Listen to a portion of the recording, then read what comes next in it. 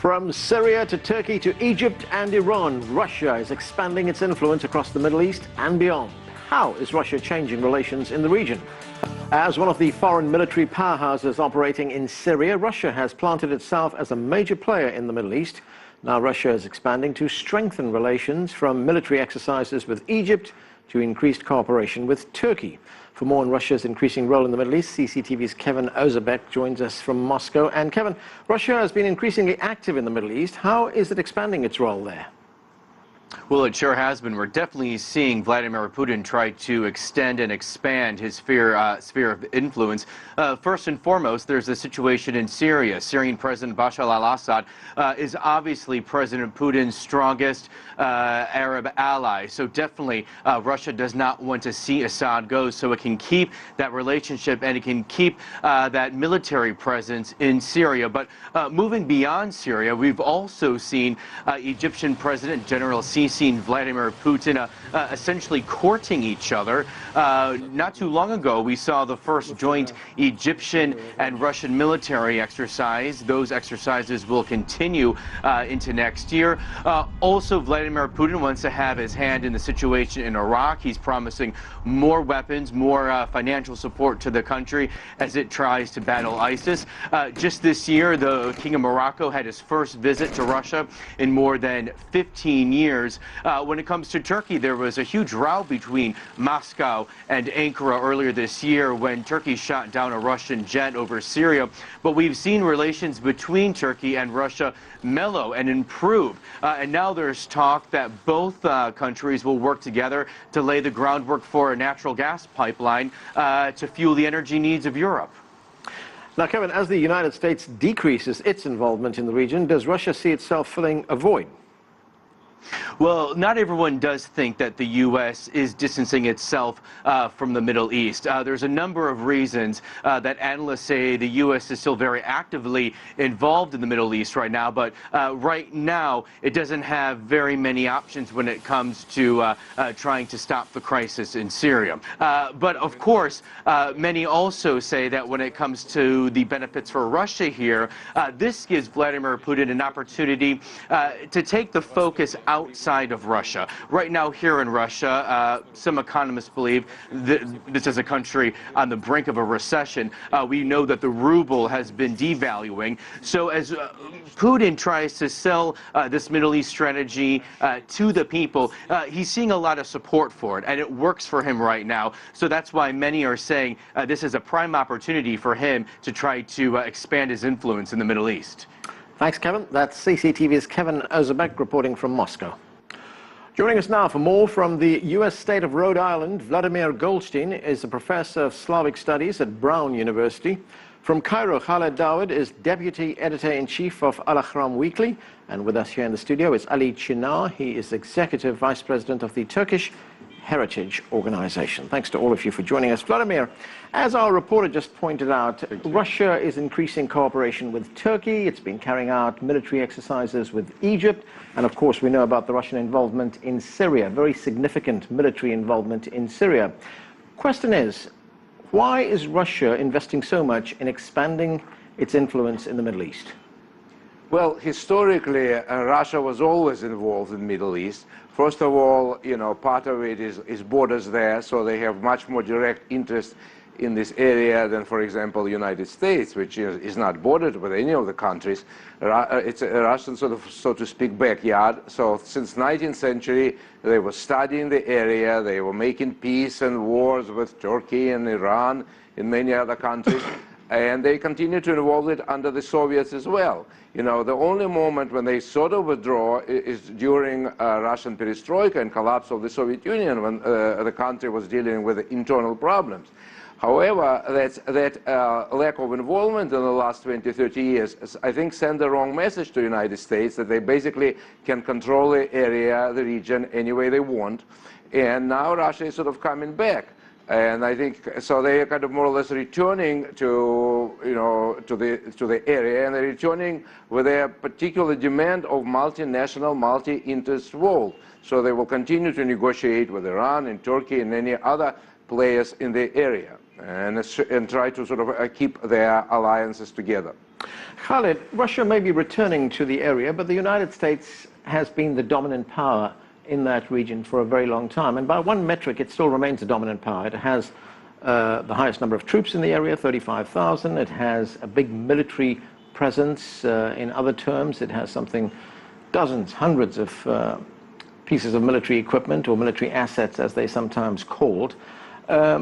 What's happened? What has changed in the Middle East? Why do Middle Eastern leaders find the Russian involvement so attractive? Well, as you mentioned, you know, the United States has always been there mainly because of its interest in the oil that comes out from the Arab Gulf region. I mean, the United States has had always some sort of military presence in Saudi Arabia. When Saddam Hussein, late Saddam Hussein, invaded Kuwait in 1990, it was U.S. troops that led the coalition to end the occupation of Kuwait. And then later, of course, we saw George W. Bush, the former president, taking this decision on his own to conquer and occupy Iraq. So the United States has always had some heavy presence, but I guess what made a lot of difference was the shift from the George W. Bush administration to the Obama administration. And Obama's doctrine, as they call it, has been to pull the U.S. troops out of the region. Of course, he ended to a great extent the U.S. Military presence in Iraq. He decided to cut down the U.S. troops in Afghanistan, and I guess Obama is about to finish his term in about 2 months or 3 months, and he would credit himself for not getting involved in any outside war or outside the U.S. borders. And probably also part of Obama's doctrine has been to give the front lines to other countries which might have a closer interest to the Middle East region. So, for example, when it comes to Libya, he wants European nations to play a bigger role, or even in Syria, which many people would hold him responsible for, that he hasn't had a very positive or action policy towards Syria because of his feeling that it's not U.S. interest involved in Syria, leaving the room in that case for Russia to make a stronger presence in the region, considering that from the Cold War era, Syria has always been an ally for the former Soviet Union and later for Russia, while, of course, the United States has had stronger relations with other nearby countries. So the absence of the United States, the Obama doctrine, the retreat of the United States in getting involved in outside conflicts or in outside problems probably allowed Russia to make such comeback, although in a very much different form. It's not the Cold War. The Soviet Union is not there anymore, and the current Russia that we know with President Vladimir Putin gives nothing for free. It's not like they give grants or help or assistance to countries in the region for free. In return, they get involved in Syria, they ask for military bases. They get closer to Egypt, for example, they ask for signing of very lucrative arms deals or to build nuclear reactors in Egypt. So it's not the same Russia, but Russia in a different form that has a bigger interest in the region, considering the U.S. absence and its traditional competition with the United States. Ali, let's look at the Russian relationship with Turkey. That relationship reached a bit of a low in 2015 when Turkey shot down a Russian plane. Ankara subsequently apologized for what had happened there, and Russia is now using, or there is consideration of Russia to use the Incirlik air base. What's changed? Why this major shift in the Turkish relationship with Russia? So overall, when you look at it, the trade, the business between Turkey and Russia went down almost like 50%. There was a big business. The Turkish investment is $64 billion in Russia, only contractors. So the Turkey started to feel the lack of the business between Russia, and Turkey said, you know, we need to do something since the trade is very important between Russia and Turkey. And then the President Erdogan started to communicate with the President Putin and his team to negotiate and solve this issue. There's a lot of going on in Middle East, especially on the security and terrorism. So Turkey is looking for a peace in Middle East. And since Russia is right now in Syria, is very actively Turkey wants to talk and maybe have a common strategy in Middle East with Russia. So these are the important issues for Turkey: trade and the security, and working together are the two items that Turkey wants to talk with Russia. Vladimir, let's look at the Russian involvement in Syria right now. As I pointed out earlier on, there's significant military involvement by the Russian military in Syria. What's in it for the Russians? Is this just about, as Khaled pointed out, getting military bases in Syria, or is there much more to it? Well, I think it's also the question of sort of Russia standing in the wall. They felt that during the last 20 years, they've been, pushed around. And this latest, foreign policy, United States doctrines that they can go in any part of the world and assert their will, and others better follow it, is not working anymore. Russia got their messages already when, there was a war in Yugoslavia, a war in Georgia, then Ukraine, and they basically said enough is enough. You just cannot run any region in the world by dictate. So Syria is their kind of a stand in Middle East, where they basically say this is a very complicated region with complicated players. And one of the players which haven't been mentioned is China. And China also feels like Russia, that this is multinational world with a lot of involvements, and they just cannot go like what they did in Libya and destroy it and ram it into through every play and say, you better get along with it. So Russians feel that they need to assert their presence there, and this is a complicated region where things should be negotiated diplomacy, not just for dictate or bombing or regime change. Right. I just wanted you to take a listen to what President Putin said about Russia's involvement in Syria. Let's watch. Our points of view on the Syrian problem are still not the same. But I think it is still possible, because we share a common goal, to solve the Syrian crisis. And I think in that case, from that base, we will look for a common solution that is acceptable to all. So, Vladimir, we have a situation here where the United States is very reluctant to get involved militarily in Syria. Russia is involved. This is election season. Hillary Clinton, who could become president of the United States, has talked of a no-fly zone. Would that put her in conflict with the Russians? Yeah, it will definitely result in the conflict if she goes on with this no-fly zone. But I think it's more or less pre-election rhetoric. She wants to look tough, because once sort of the situation becomes clear, the United States will realize that it will lead to the war. I'm not sure that Russia now in the position to back off, and it will be absolutely unnecessary escalation. What should be stressed is that things should be negotiated. Middle East is way too complicated. There are too many players: Iran, Turkey, Egypt, many other countries, Israel.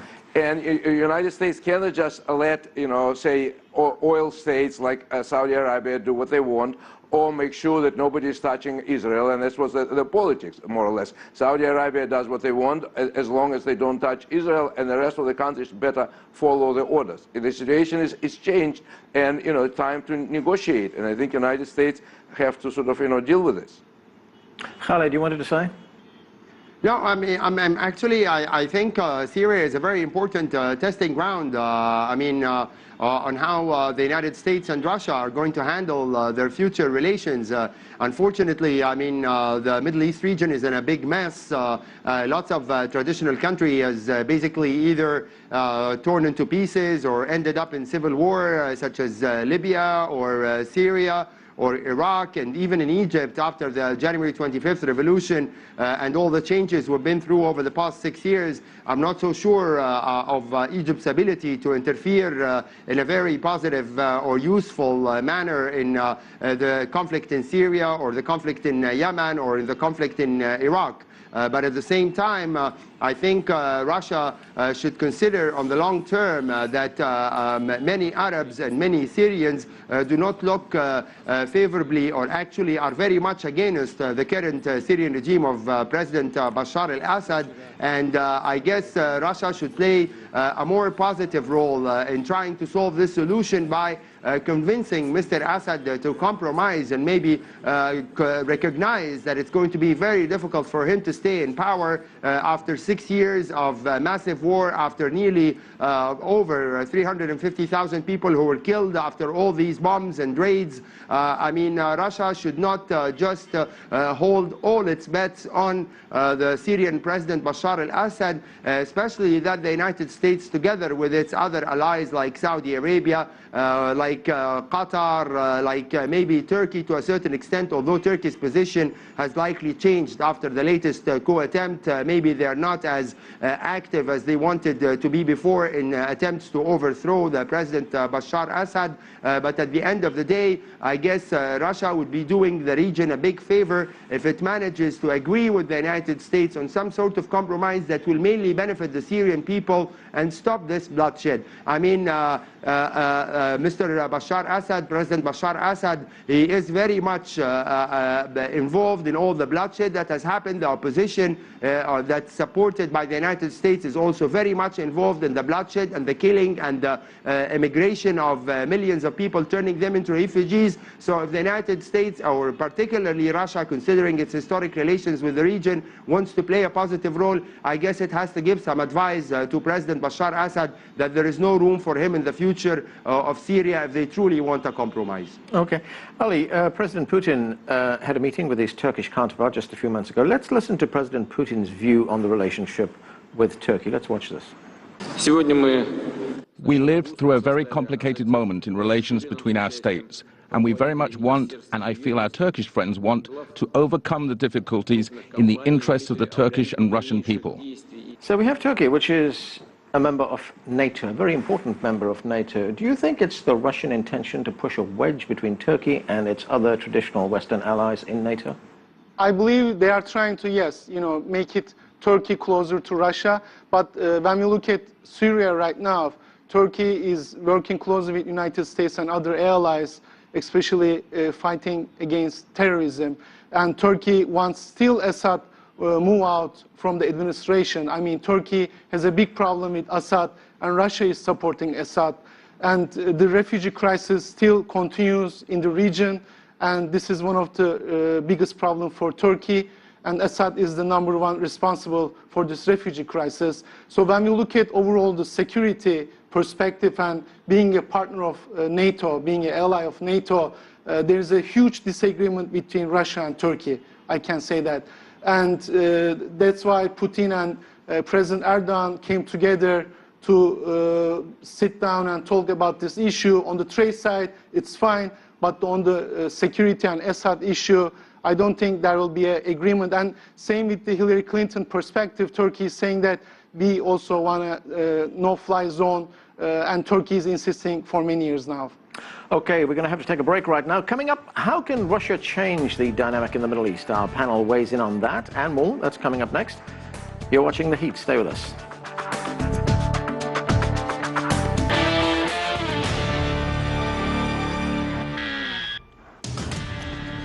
Welcome back. We're talking about Russia's growing influence across the Middle East. Still with us, Vladimir Goldstein is a professor at Brown University. Khaled Dawood is an Egyptian journalist. And Ali Chinar is with the Turkish Heritage Organization. Vladimir, if we look at the United States' influence in the Middle East, of course, the United States invaded Iraq, and that was a war from which it did not emerge victorious, and is now very reluctant to get involved in any more wars in that region. So I'm going to ask you a question that I asked our reporter at the beginning of the program. Has Russia seen this as an opportunity to expand its influence, to fill this vacuum, this void? Definitely, but Russia feels probably a more general feeling that situation is changing in the Middle East. What we have is that, serious players are emerging. We mentioned, of course, Egypt and oil states in Turkey, but, there is Iran, which is a very serious player as well. And these countries are there, and they need to exercise their influence, and they need to sort of find some kind of a solution for everything. And Russia feels that's enough already for the United States to dictate things. So now they interfere, now they try to create regime change, now they produce this total lawlessness in the form of Daesh and other sort of strange organizations. So the United States is not really sort of either qualified diplomatically or historically or maybe nobody is qualified to deal with this complicated region. What we have to do is, people have to negotiate now, considering the interest of people within the country. So I think it's up to Syrian people to decide whom they want to rule, but they also have to consider the players who are there. And I think, Russia felt that the time is changing, that, that what the United States could get away with in the 80s and 90s when China was weak and not particularly assertive, and Russia was, even, 10 times weaker. That was a different situation. Now we have, all different countries, and it's time to sort of negotiate and talk and consider interests of everyone, rather than just, now the Saudi Arabia wants this, or United States want that, and we have to all to play along. So I think Putin is more or less feels that the time is changing, and history is moving in a different direction. Khaled, when it comes to Egyptian foreign policy, President Abdel Fattah al-Sisi has been talking about balance. Now, we know that Egypt has been a very close ally of the United States for a very long time, especially since the fall of the Soviet Union. Egypt is still also one of the biggest recipients of aid from the United States. But when the president talks about balance, explains this outreach to Russia. Well, of course, as you know, after the removal and the Egyptian army's interference to remove former Muslim Brotherhood President Mohammed Morsi, the Obama administration did not think positively at all of that development, and actually described it as a military coup. And for a certain period of time, the Obama administration decided to suspend the military assistance that it used to provide to Egypt on an annual basis since the signing of the peace agreement with Israel in 1979.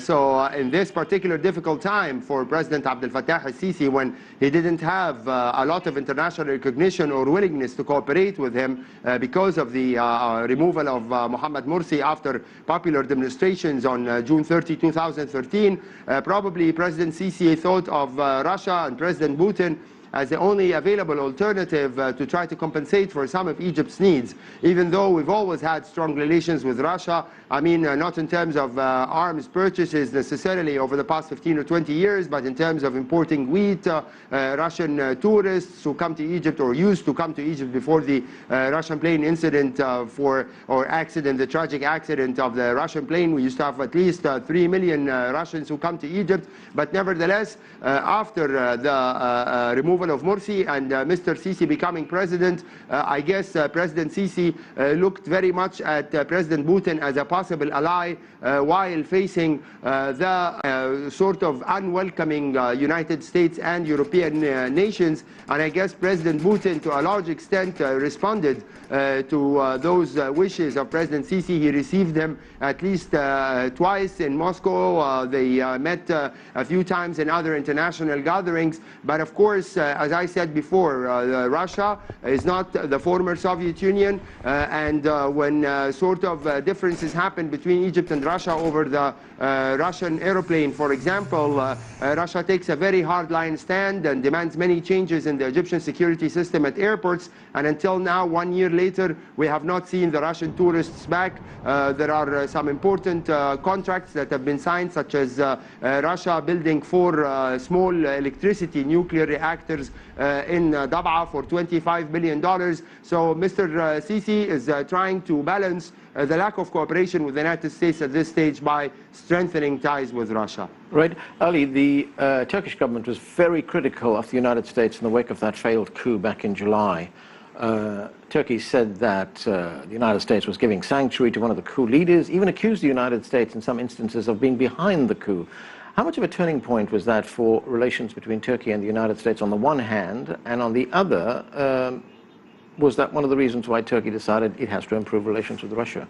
Well, I don't think so. I mean, before July 15th, we see the communication between President Erdogan and Putin before July 15th. So I don't think because of the July 15th, Turkey is trying to get closer to Russia, or Russia is trying to get closer to Turkey. But yes, there's a problem right now with the United States, especially asking FETÖ leader Fethullah Gülen to send back to Turkey.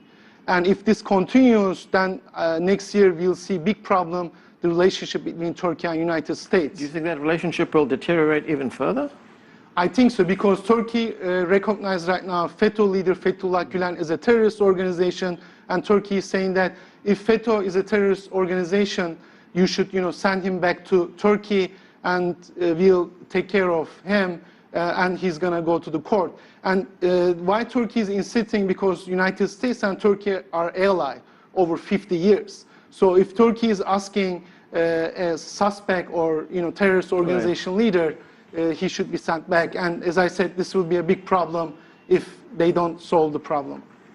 Vladimir, you talked a moment ago about Russia's relationship with Iran. In fact, Russia has used one of Iran's air bases, the Noje military base. When you look at their relationship, Foreign Policy magazine here in the United States says that an expanded Russian military role in Iran would give Moscow the capability to project power in ways never before seen in the Persian Gulf. How important is that for Russia? What are the strategic consequences of that?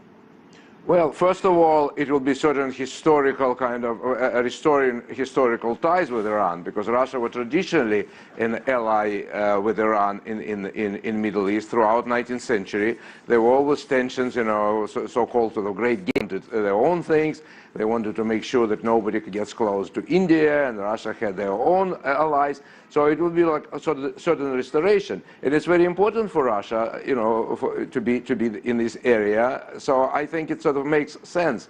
So what should be stressed, that the United States spends a lot of money and a lot of effort and a lot of military personnel, but I think they shouldn't presume that money buys everything. The situation there is much more complex. So these alliances will be occurring and reoccurring. For example, United States may be an ally with Turkey, but Turkey is not very happy with the fact that the United States supports Kurds in their fight in Syria. Turks are very allergic to Kurdish presence. So this is a very complicated region, and what we see is emerging is various alliances, various complex multipolar deals, and I think this is a new reality. So the sooner the rest of the players, NATO countries and United States, realize the situation change, the better for everyone. And I think that's the reason why Russia wants to have ties with Iran and assert their military presence, so other countries wouldn't entertain any ideas that they can still dictate and solve things by brutal military power. Okay.